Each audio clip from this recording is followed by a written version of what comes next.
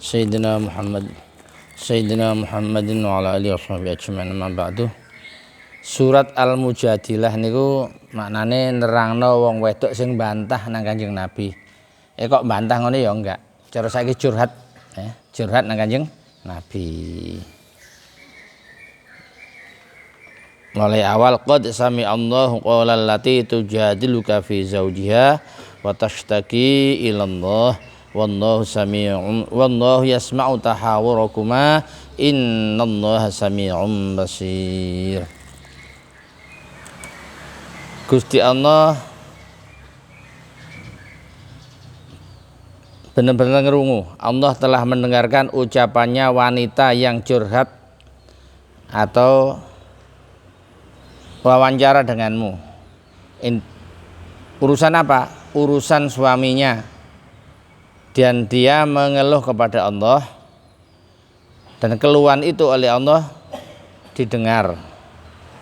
Allah mendengarkan percakapan kalian kalian berdua, ya. Karena memang Allah itu mendengarkan dan Allah melihatnya. Ceritanya begini.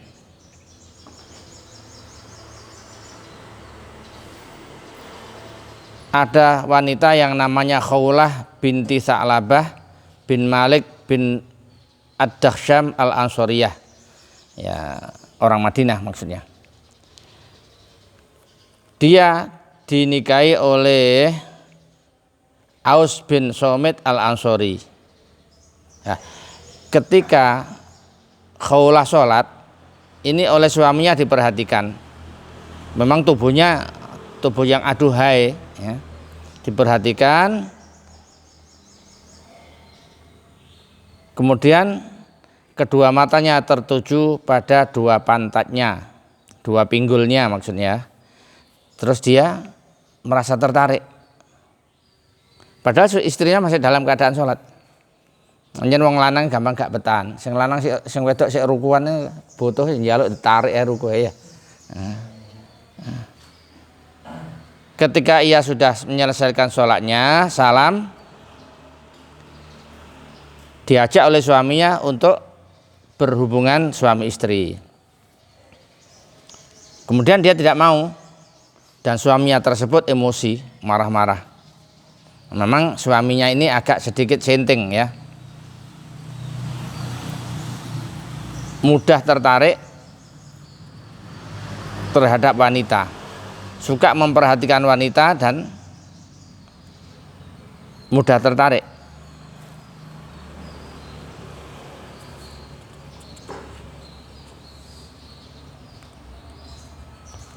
Dia mengajak hubungan suami istri, tapi yang gayanya dan tempatnya yang nggak layak untuk bergaul suami istri, sehingga istrinya menolak. Ya mungkin merasa belum siap atau gimana ya. Terus marah-marah suaminya. Kalau kamu berani keluar dari rumah ini, kata suaminya, sebelum engkau melayani aku, maka engkau haram untukku sebagaimana haramnya ibuku melayani aku. Dalam persetubuhan maksudnya. Kemudian dia menyesal atas ucapan tersebut. Karena apa? Karena ucapan tersebut itu merupakan ucapan cerainya atau talaknya orang-orang jahiliyah dulu. Nah, kemudian istrinya tadi sowan ke Rasulullah. Ya Rasul,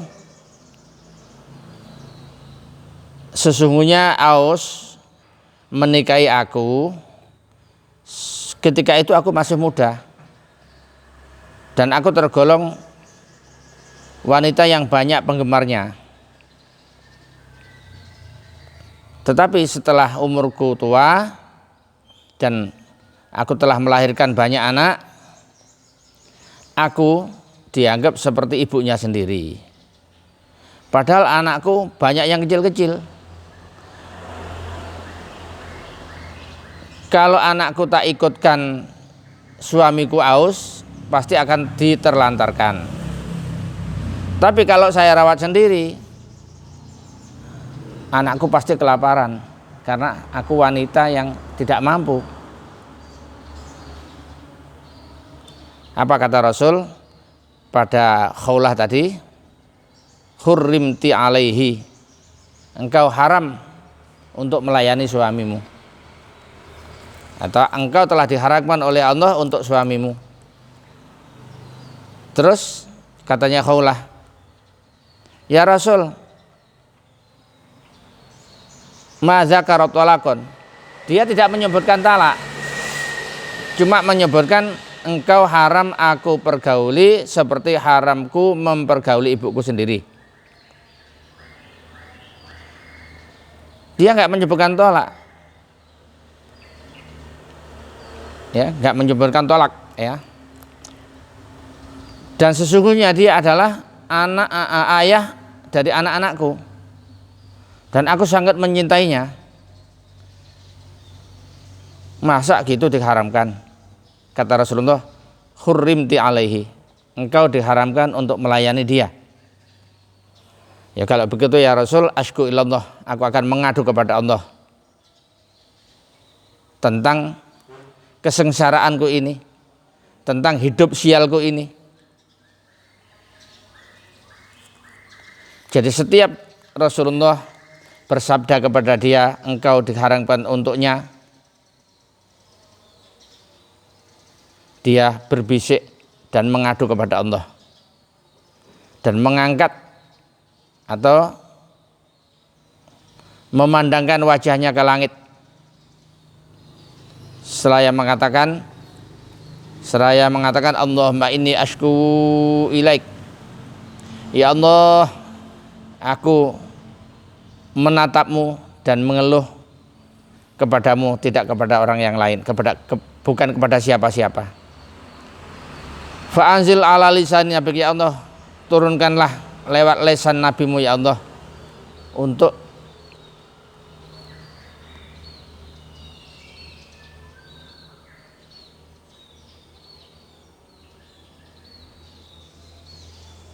ini apa? Faroji,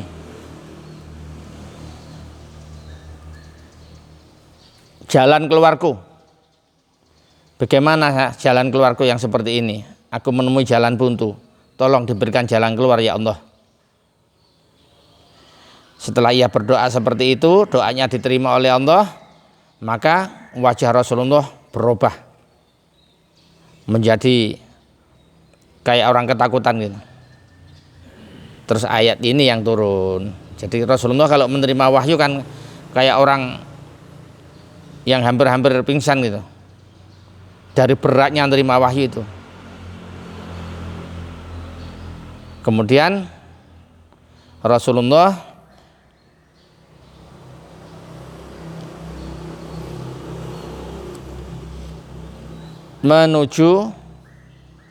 menemui suaminya. Terus ditanya, ma hamalaka ala ma sonata, hai Aus, apa gerangan apa yang mendorongmu untuk kamu berbuat terhadap istrimu seperti itu? Faqala asyaiton, saya, ya jujur ya, saya kena goda syaiton. Bagaimana ya Rasul, apa ada kemurahan untuk aku yang memberikan jalan keluar dari kesulitanku ini? Apa kata Rasul? Naam, iya ada. Ini aku baru dapat wahyu.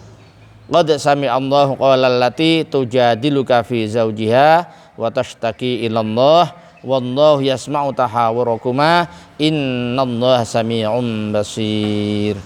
Sampai 4 ayat ya.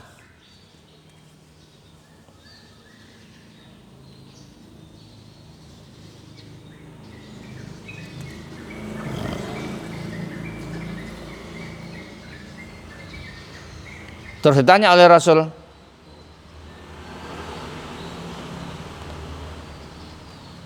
hal tastati'ul itqa, apakah engkau mampu untuk memerdekakan budak wanita yang muslimah?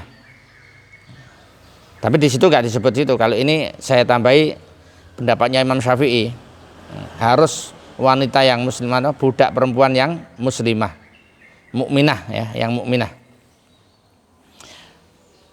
Mampukah engkau untuk memerdekakan budak wanita? Faqala lah, apa katanya Aus? Enggak, aku enggak mampu ya Rasul. Wallahi, aku tidak mampu. Maka Rasul bersabda lagi, faqala hal tastati'us shauma? Mampukah engkau melakukan puasa 2 bulan berturut-turut? Faqala la wallahi. Maka Aus menjawab, wallahi, demi Allah aku enggak mampu. Bojone bokonge semok ya. Kok poso 2 wulan ditinggal sujud ya ketok bojone bokonge semok wis gak tahan kok langsung on ya. Enggak mampu aku kalau puasa 2 bulan. Wallahi enggak mampu.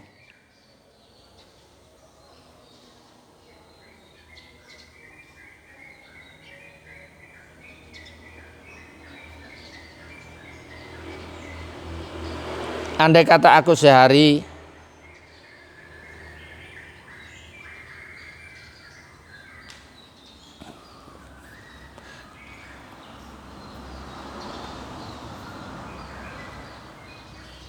tidak makan sekali atau 2 kali aja, maka pandanganku ini menjadi berat sekali. Artinya saya ini orang yang nggak betah lapar gitu. Dan kalau aku nggak cepat makan, bisa-bisa aku mati sendiri. Maka Rasul bersabda lagi, hal tastati'u an tut'ima sittina miskinah? Apakah engkau mampu memberikan makan kepada 60 orang miskin? Faqala la wallahi ya Rasulullah. Wallahi ya Rasulullah, aku tidak mampu. Illa antu'inani minka bi shadaqatin, kecuali engkau membantuku memberikan sedekah. Wis berbuatane ngono ya. Rasulullah diperes pisan ya. Aneh kan orang ini. Fa'anahu Rasulullah bi khamsata asyara so'an. Maka Rasulullah memberikan sedekah untuk membantu dia 15 sok, 15 takar ya. Sak sok itu berapa? 1 sok. Kalau untuk ukuran fitrah itu berapa? Kalau fitrah itu berapa? 2 sok atau 1 sok itu? Isinya 2,5 kg, hampir 3 kilo. Ya kurang lebih ya 2 kilo ya. Akhirnya 2 kilo yang diberikan oleh atau 15 sok yang diberikan oleh Rasulullah kepada Aus, oleh Aus dipergunakan untuk sedekah kepada orang 60 orang miskin. Enggak dikurangi sama sekali. Dari Rasulullah diterima langsung disedekahkan.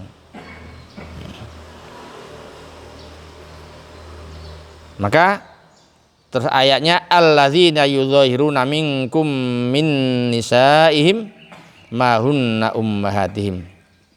Tadi orang-orang yang mengatakan zihar, menyamakan ibunya, yang di sini pertama ibunya. Yang dimaksud dalam fikihnya itu orang-orang yang menjadi mahram, seperti bibik yang dari ayah atau dari ibu, atau seperti saudara kandung yang dulunya haram, yang aslinya haram dinikah, nah, jadi mahram. Jadi kalau ada orang mengharamkan istrinya untuk disetubuhi karena marah ya, mas pokoknya caranya ini wis gak usah kelon, kau niku haram kanggo aku koyok harame ibuku dewe.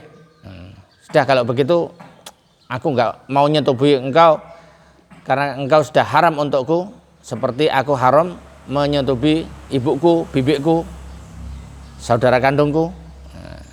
itu berarti sudah haram. Nah.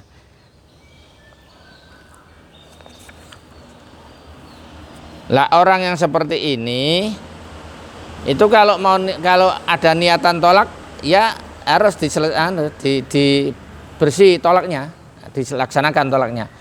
Tapi kalau enggak, sebelum dia memandang lagi terhadap istrinya, sebelum bersentuhan terhadap istrinya, sebelum bersetubuh dengan istrinya, ini harus membayar tebusannya dulu.